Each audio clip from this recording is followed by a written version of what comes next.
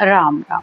आप सभी के अंदर विराजमान मेरे परम पिता परमात्मा को मेरा कोटि कोटि नमन। हमारा सद्गुरु सुखराम जी महाराज के ग्रंथ में सौदागरी का ग्रंथ चल रहा है। सौदा यानी व्यापार करना। तो ये मनुष्य संसार में क्यों आया है? सच का सौदा करने के लिए। सतगुरुदेव कहते हैं, मैं व्यापारी ज्ञान का और बिरज नहीं कोई। जो तुम चाहो मोक्ष को तो ज्ञान बिरज लो मोय। सतगुरुदेव कहते हैं कि मैं ज्ञान का व्यापारी हूँ, मेरा कोई और व्यापार नहीं है। यानी संसार के 3 लोक तक का ज्ञान मेरे पास नहीं है, मेरे पास मोक्ष प्राप्ति का ज्ञान है। और अगर तुम मोक्ष को प्राप्त करना चाहते हो तो इस केवल ज्ञान को अपना लो, इस केवल ज्ञान को धारण करो, जिससे इस आत्मा का जन्म मरण छूट जाए। ये आत्मा वापस किसी भी योनि में जन्म लेकर ना आए और भक्ति करके ज्ञान का व्यापार करके ये आत्मा परमात्मा में मिल जाए। तो ऐसा सौदा करो, सच का सौदा, जिससे ये आत्मा जीते जी उस केवल पद आनंद पद का आनंद ले, परमात्मा में मिल जाए। तो ऐसा सच्चा सौदा करने में कोई मिलावट नहीं होनी चाहिए, क्योंकि आन उपासी आत्मद्रोही। तो आन की उपासना करना यानी परमात्मा के नाम को छोड़कर अगर अपना ध्यान किसी और चीज में लगा रहे हो, कुछ और करनी और कर्म में कर रहे हो, तो फिर परमात्मा में नहीं मिल पाओगे। क्योंकि केश बराबर आंत रो, जे कोई राखे कोय, तो या कृपा ना बने ऐसी कुदरत होय। ऐसी कुदरत होय निज मन माने नाही, कपट लिया आधीन तिण घर आवे नाही। कह सुखराम पच पच मरो, गरज सरे नहीं कोय। केश बराबर आंत रो, जे हंस राखे कोय। यदि आपके और परमात्मा के बीच में एक केश यानी एक बाल के बराबर भी अंतर है, यानी परमात्मा की भक्ति को छोड़कर अगर आप ये सोच रहे हो कि मैं ये करूं ये करूं ये करूं, तो उससे कुछ भी नहीं होने वाला। यहाँ तक कि आपने सब कुछ मोह त्याग दिया और आके गुरु के चरणों में बैठ गए कि गुरु मेरा उद्धार करेगा, तब भी नहीं होगा। क्योंकि बिना नाम जप के, बिना सिमरन के आप कैसे परमात्मा में मिलोगे? नाम जप नहीं करोगे तो ये शब्द धुन आएगी ही नहीं। तो सिमरन को महत्व दीजिए, रात दिन उस परमात्मा से प्रार्थना करिए, वो परमात्मा आपको अपने में मिलाएगा। गुरु थोड़ी मिलाता है, गुरु का ज्ञान आपको उस परमात्मा में मिला सकता है। आप ज्ञान को पकड़कर चलिए, क्योंकि शरीर शरीर में थोड़ी मिलता है। आत्मा अरूप, परमात्मा अरूप, तो अरूप अरूप में मिलेगा ना। शरीर तो यहीं का रह जाना है, आपका भी यहीं रहना है, आपके गुरु का भी यहीं रह जाना है। लेकिन गुरु के बताए ज्ञान के अनुसार अगर चलोगे तो फिर परमात्मा में मिलने में देर नहीं लगेगी। तभी तो कहते हैं केश बराबर, एक बाल के बराबर भी आपके और परमात्मा के बीच में अंतर नहीं होना चाहिए, नहीं तो ये कृपा बनती ही नहीं है। ये कुदरत का नियम है, और ऐसा कुदरत का नियम है कि अगर आप कपट रख के चल रहे हो, थोड़ा भी कपट है कि बाहर से तो कर रहे हो सुमरन और अंदर सोच रहे हो कि मेरा गुरु पहुंचा हुआ है तो वो मुझे भी पहुंचा देगा, नहीं, बिना आपके किए कुछ भी नहीं होगा। तो कह सुखराम पच पच मरो, गरज सरे नहीं कोय। तो पच पच कर रह जाओगे, रात दिन करते रह जाओगे सब कुछ, लेकिन गरज यानी आप वहां तक नहीं पहुंच सकते। उस केवल पद आनंद पद में यह आत्मा नहीं पहुंच सकती। परमात्मा भी कहते हैं, मैं रीजू इण बात सुन ली जो नर नार, मेरा होए मोको मिले तो पावे दीदार। तो परमात्मा भी क्या कहते हैं कि मैं इस बात से राजी होता हूँ कि तुम मेरे होकर मुझ में ही आकर मिलो, बीच में कुछ भी नहीं होना चाहिए। जब मेरे को पूर्ण समर्पण करोगे, जब आप पूर्ण समर्पण होकर परमात्मा में अपना मन लगाओगे, तब उसके हो पाओगे। तो पावे दीदार निज मन सौंपो लाई। तो इस निज मन को, अंतर मन को परमात्मा को सौंपो, तब प्रगटे तत्माए अखंड नखचक बिच आई। तब ये अंतर में तत् यानी ये सच शब्द आकर आपके अंदर प्रकट होगा, ये धुन आकर अंदर प्रकट होगी, तब तुम परमात्मा से मिल पाओगे। सुखराम कह इण रीत बिन हंस न उतरे पार, मैं रीजू इण रीत सो सुन लीजो नर नार। तो सतगुरुदेव कहते हैं कि बिना इस रीत के, बिना इस नाम जप के तुम उस भव सागर को नहीं पार कर पाओगे। क्योंकि हम कितना इस ज्ञान को सुन रहे हैं, यहाँ तक कि देवता भी इस केवल ज्ञान की महिमा कर रहे हैं। देवता भी कह रहे हैं, लोका में को लोक बड़ो है, देही में को देवा, नामों में को नाम बड़ो है, सेवा में को सेवा। तो 3 लोकों में कौन सा लोक सबसे बड़ा है? 84 लाख मनुष्य शरीर में कौन सा शरीर सबसे बड़ा है?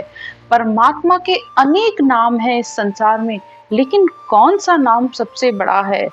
और संसार में सेवा कौन सी सबसे बड़ी सेवा है? इस बात को समझने की आपको जरूरत है।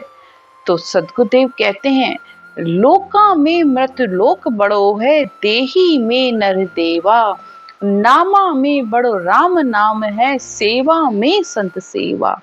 तो लोकों में मृत्यु लोक सबसे बड़ा है और देही में ये मनुष्य देही सबसे बड़ी है, क्योंकि इस मनुष्य देही से ही परमात्मा को पाया जा सकता है। पशु पक्षी कितनी ही देही हैं, लेकिन किसी में भी भक्ति नहीं की जा सकती। और नामा में बड़ो राम नाम है, और संसार में कितने ही मंत्र हैं, कितने ही नाम हैं, लेकिन राम नाम सबसे ऊपर है। सेवा में कौ सेवा, तो सेवा यानी सुमरन करना, रटना करना, ये सबसे बड़ी सेवा है। जब तुम बैठकर इस राम नाम को इस आती जाती सांस में लोगे, तो ये परमात्मा की सेवा करना है, ये सबसे बड़ी सेवा है। तो संतों का ब्रह्म ज्ञान इस आत्मा को मुक्ति दिलाने वाला है। तो ज्ञान के सहारे चलो, ज्ञान क्या कह रहा है।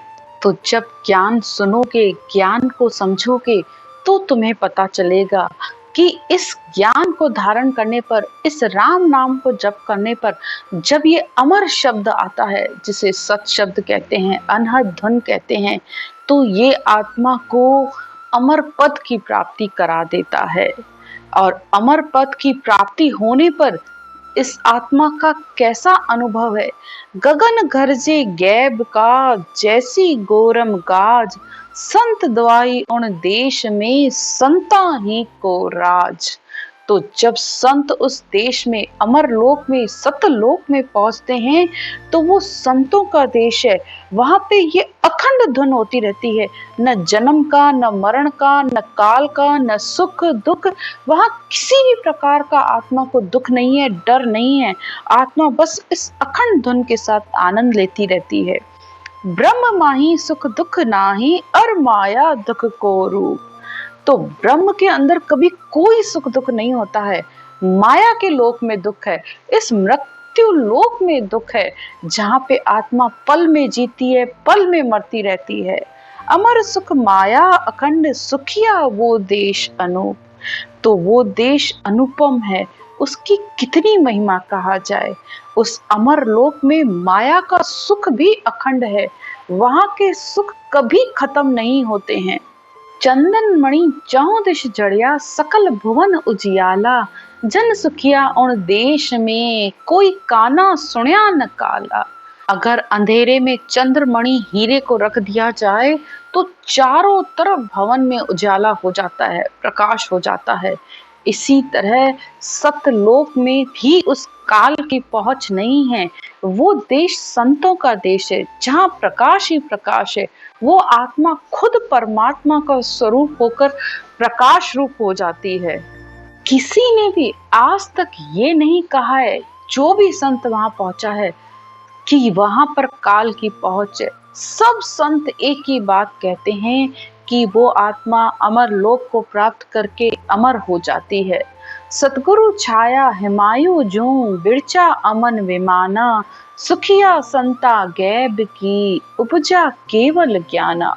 तो जिस प्रकार हुमायूं पक्षी की छाया होने पर मनुष्य रंग से राजा हो जाता है, इसी तरह सतगुरु की सता, सता यानी ये शब्द धुन, ये सत शब्द आत्मा को मोक्ष की प्राप्ति करवाएगा, ये निश्चित है।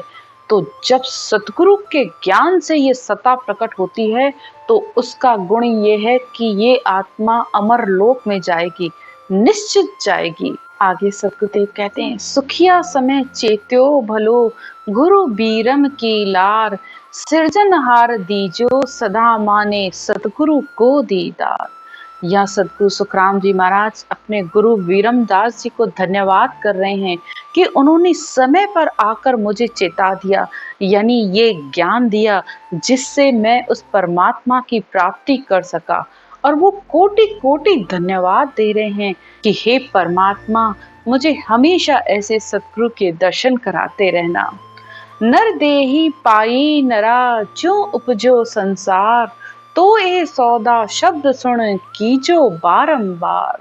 सतगुरुदेव कह रहे हैं कि मनुष्य शरीर मिला है और ऐसा केवल ज्ञान भी मिल रहा है, तो इस ज्ञान को सुन सुनकर ये सौदा कर लो, यानी ज्ञान का सौदा कर लो, अमर लोक की प्राप्ति का सौदा कर लो, तो ये आत्मा जीते जी परमात्मा का आनंद ले पाए, परमात्मा में मिल पाए।